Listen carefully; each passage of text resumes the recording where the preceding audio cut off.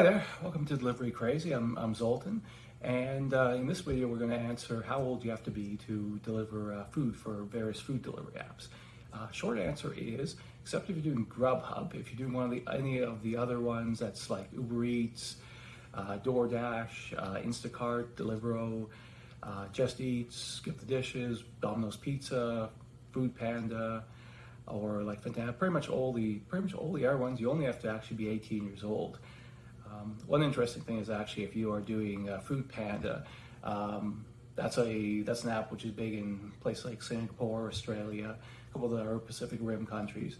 You can actually be under 18. You just need a parent or guardian's permission to do it.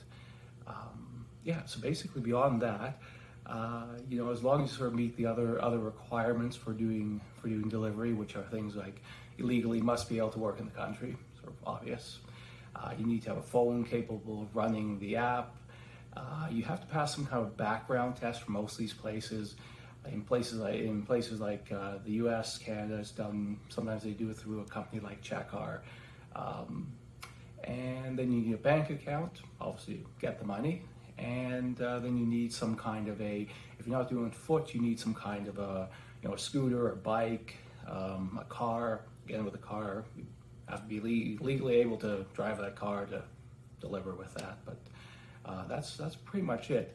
The only other sort of cleave it in there is some of them have different ages for delivering alcohol. Usually that seems to be around 21 years.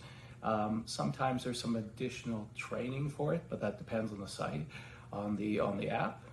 And so again, it's if you want to start doing food delivery, you're in high school, as long as you hit 18, you can pretty much start using most of the food delivery apps except for GrubHub, where they want you to be 19 years old.